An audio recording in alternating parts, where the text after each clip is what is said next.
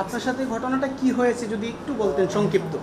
হ্যাঁ, আমি ওই খাওয়া দাওয়া করে আসতেছিলাম, হঠাৎ করে পিছন দিক থেকে একটা ছেলে একটু আমাকে আক্রমণ করছে।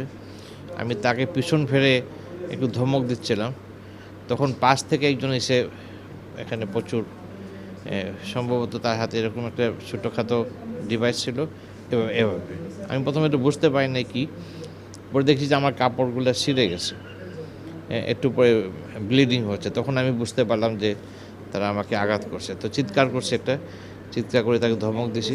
তারা একটু সরে গেছে, তো তারা একদিকে গেছে, আমি অন্যদিকে ছুটে চলে আসছি। এরপরে কিছু এলাকার লোকের ছিল, তাদের সাহায্যে আমি হাসপাতালে চলে আসছি।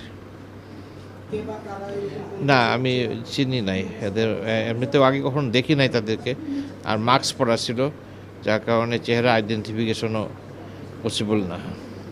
আপনারা তো জানেন আমাদের ডেপুটি ডাইরেক্টর সাহেবকে সন্ত্রাসীরা রাস্তায় জখম করেছেন, আঘাত করেছেন। ওনাকে দেখতে আসছি, উনি তো এখন অসুস্থ, ওনার সাথে তেমন কথা বলতে পারি নাই, জাস্ট ওনাকে দেখেছি। বেটার ট্রিটমেন্টের আমরা জন্য ওনাকে হয়তো অন্যত্র সরানো হইতে পারে। আর পুলিশ কাজ করতেছে, ইনভেস্টিগেট করবে, ইনভেস্টিগেটে যারাই দায়ী হবে তাদেরকে আমরা আইনের আওতায় নিয়ে আসবো।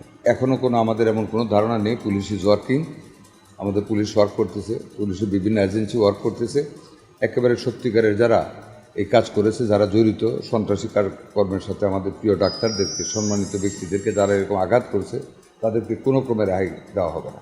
আঘাতটা তো গুরুতর, ফোর জাতীয় জিনিসটা 2-3টা পোস্ট মেরে একেবারে ফেরে ফেলছে, it's a grievous attack. But আলহামদুলিল্লাহ উনি স্টেবল আছেন, ট্রিটমেন্ট ভালো হচ্ছে, আরও বেটার ট্রিটমেন্টের জন্য আমরা।